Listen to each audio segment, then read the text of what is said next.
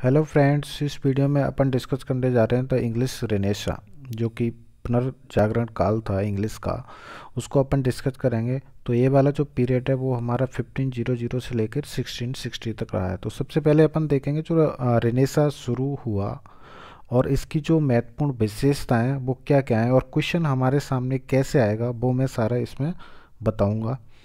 तो शुरू करते हैं। सबसे पहले जो रेनेसा पीरियड जो रेनेसा वर्ड है वो जूलियट मिचेल के द्वारा यूज किया गया था। सबसे पहले जो रेनेसा वर्ड है, मैं आपको एक और बात बता दूं, जो रेनेसा है, रेनेसा को हिंदी में बोलते हैं पुनर्जागरण। तो सबसे पहले इटालियन रेनेसा आया, उसके बाद इंग्लिश रेनेसा आया। तो जो इंग्लिश रेनेसा है वो इटालियन रेनेसा से हट कर है, मतलब थोड़ा सा अलग है। और यहाँ पे अपन लिटरेचर को विशेष रूप से लिटरेचर के रूप में देख रहे हैं, क्योंकि जो लिटरेचर के क्षेत्र में क्या बदलाव आए इस रेनेसा के अंतर्गत वो ही अपन को विशेष रूप से देखने हैं। तो जो रेनेसा वर्ड है वो एक फ्रेंच शब्द से लिया गया है जिसका मतलब होता है रिवर्थ। ये लाइन आपको पूरी ध्यान रखनी है, रिवर्थ, रिवाइवल एंड रीअवेकनिंग। रिवर्थ मतलब पुनर्जन्म, रिवाइवल मतलब पुनरावृत्ति, और रीअवेकनिंग मतलब पुनः आत्म जागृति, मतलब पुनः जागृति बोल सकते हैं। किसी चीज़ की जो हमारे अंदर जागृति होती है, किसी नई चीज़ की उत्पत्ति होती है, सो उसको रे अवेकनिंग बोलते हैं। तो ये हमारे लिए कुछ ऐसा ही था जो इंग्लिश पीरियड में अचानक से जो बदलाव आए वो रेनेसा के नाम से जाने गए। पीरियड था 1500 से लेकर 1660 तक। ये आपको टाइम पीरियड ध्यान रखना है। तो जो रेनेसा है, it is both the revival of ancient classical mythology, literature, culture, as well as a reawakening of human mind after the long sleep of dark Middle Age, to the wonder, glory of nature and human body and the word of nature. देखो, जो middle age है उसको dark as कहा जाता है। Dark as क्यों कहा जाता है? मिडिल एज में सबसे ज़्यादा जो प्रभाव था वो था ट्रेडिशंस का। ट्रेडिशंस यानी बोल सकते हैं धर्म का बोलबाला ज़्यादा था। तो हमारे सामने जो कुछ चर्च में था, कैथोलिक चर्च में था, जो लिटरेचर वहाँ था, जैसा जो पादरी होते थे जो हमें जो सिखाते थे वही हमारे अंदर प्राप्त था। तो जब जैसे ही रेनेसा आया, आप इंडियन रेनेसा से कंपैरिजन कर सकते हैं। जैसे इंडियन रेनेसा था, इंडियन रेनेसा लगभग हमारे जो राजा राममोहन राय, दयानंद सरस्वती वगैरह हुए थे उस टाइम आया था। तो उन्होंने जनता के बीच में जो जागृति का काम किया, उसी प्रकार वहाँ के राइटर्स ने इस पीरियड में एक पुनर्जागृति का काम किया, यानी ट्रेडिशन से हटकर कुछ लाने की कोशिश की। जो अपन पहले से चले आ रहे थे वहाँ से हटकर उन्होंने नई सोच पैदा की। तो इसी को रेनेसा कहा जाता है। जैसे अपन कोई भी काम कर रहे होते हैं, अपन एक ही परंपरा पे, एक ही ट्रेडिशंस पे कर रहे होते हैं उस काम को, तो वो तो एक ही रो में चलता रहता है। अगर हम उसमें कुछ नया बदलाव लेके आते हैं तो वो ही हमारा क्या बन जाता है? रेनेसा बन जाता है। तो इस प्रकार जो हमारा ट्रेडिशन से हटकर काम किया गया था, और इसमें उन्होंने फिर ग्लोरी ऑफ नेचर, नेचर के सम्मान में लिखा, ह्यूमन बॉडी को प्योर माना, और द वर्ड ऑफ नेचर, प्रकृति को ही अपना संसार मानकर ये हमारा जो है रेनेसा पीरियड एक रिवाइवल के नाम से जाना गया है। It is period of great illumination in the life of humanity. मानवता के क्षेत्र में इनको एक ग्रेट एल्यूमिनेशन कहा गया, महान जागृति बताया इसको। Revival of the cult of beauty, सुंदरता का अग्रदूत कहा जाता है इसको। ब्यूटी ऑफ वुमेन, वीमेन की सुंदरता की प्रेज की गई इसमें। Beauty of nature, art and culture, विशेष रूप से प्रकृति, कला और साहित्य की सुंदरता का वखान किया गया, यानी उनको रिवाइव किया गया, उनको लोगों के सामने लाया गया। People begin to live life for on sake rather as a preparation for never life that is to follow, यानी लोगों ने खुद की लाइफ के लिए अपने इंसिट्स बनाने शुरू कर दीजिए, बजाय किसके? अ प्रिपरेशन फॉर नेवर लाइफ, एक ऐसी लाइफ जो कभी नहीं आने वाली थी, जिसको अपन कभी फॉलो नहीं करने वाले थे।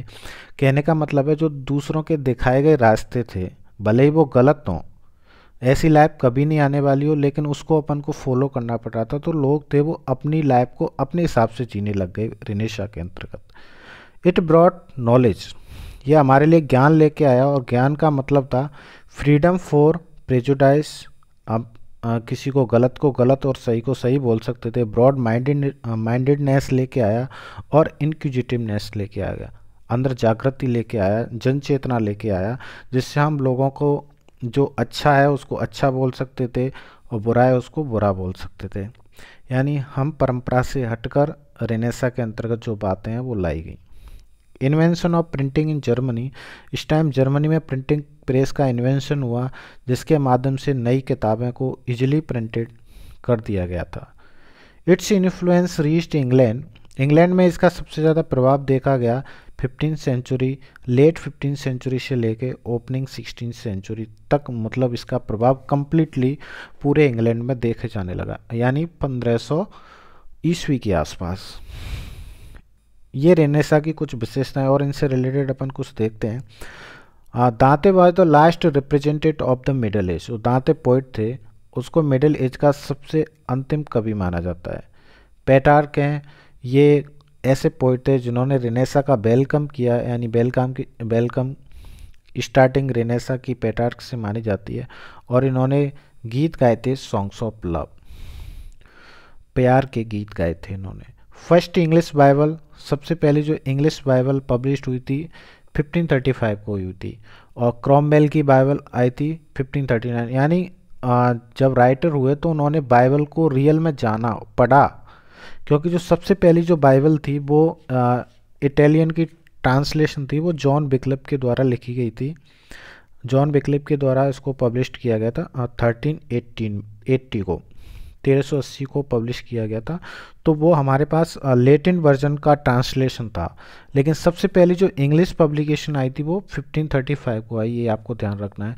और क्रॉमवेल की आई थी 1539 को। और सबसे जो ऑथराइज्ड वर्जन मानी जाती है बाइबल की वो 1611 को आई थी, और जिसमें लगभग 47 स्कॉलर्स ने काम किया था। तो इसको अपन फर्स्ट क्लासिक इन प्रोज कहते हैं, जो 1611 में आई थी जो बाइबल, जिसमें 47 स्कॉलर्स ने काम किया था। तो इसको हम first authorised version of Bible कहा जाता है। इनके जो पोइट हैं, रेनेसा का सबसे ज़्यादा प्रभाव था वो एलिजाबेथन पीरियड में रहा, और एलिजाबेथन पीरियड में महान महान राइटर, कवि और पोइट हुए थे, जिनमें महत्वपूर्ण एडमंड स्पेंसर है, सॉरी ये स्पेंसर है, इसको देख लेना, Christopher Marlowe, Thomas Lodge, William Shakespeare, Ben Jonson और फ्रांसिस बेकन। ये महान एसेस्ट माने जाते हैं फ्रांसिस बेकन। और प्यूरिटन एज के महान हुए थे जॉन मिल्टन। तो ये रेनेसा टाइम के कुछ इम्पोर्टेंट राइटर्स और पोइट हैं। इनकी महत्वपूर्ण कृति आपको ऑलमोस्ट ध्यान रखनी है, क्योंकि इनकी जो राइटिंग्स हैं वो बहुत ज़्यादा हैं, तो उनको एक विशेष वीडियो में तो नहीं लाया जा सकता, लेकिन आप इनको विशेष रूप से जो पोइट मैंने नाम लिया है इनका ध्यान रखना है। उनकी कुछ इंपॉर्टेंट फेमस जो राइटिंग्स हैं वो आपको विशेष रूप से ध्यान रखनी है। तो ये रेनेसा है, वैसे तो रेनेसा बहुत बड़ा है, लेकिन मैंने यहाँ पे आपको संक्षिप्त में और इनका जो रियल मीनिंग है वो बताया है, इसका इम्पोर्टेंस क्या था, कैसे आया और क्यों आया। सबसे पहले टाइम पीरियड ध्यान रखना है आपको, 1500 से लेकर 1660 तक, और फ्रेंच वर्ड से आया, इसका मतलब रिवर्थ, रिवाइवल और रीअवेकनिंग, जो कई बार पूछा जा चुका है। और इसकी कुछ विशेषताएं, ये एक तरीके से ह्यूमन री एल्यूमिनेशन था और ह्यूमन री अवेकनिंग बोल सकते हैं। बाइबल जो कैथोलिक चर्च में जो पादरियों के द्वारा हमें जो कुछ सिखाया जाता था उसके खिलाफ हम खड़े हुए और हमने रियल बाइबल को जाना। इस तरीके से जो इंग्लिश पोइट हैं एलिजाबेथन पीरियड में, उन्होंने नेचुरल पोइट्री करी, नेचुरल राइटिंग्स की, और हमारे सामने एक नया लिटरेचर लेके आए जो रेनेसा के अंतर्गत एक तरीके से महानता के रूप में जाने गए, जो एलिजाबेथन एज है, प्यूरिटन एज, इनके रूप में जो महान राइटर्स हुए थे। तो ये था रेनेसा। आई होप कि आप लोगों को ये समझ में आया होगा। अगर आपको इस वीडियो से रिलेटेड कोई मिस्टेक्स है, आपको लगता है कि कोई गलती रहेगी, तो आप कमेंट बॉक्स में हमें बताएं, हम भी उस पर जज करेंगे।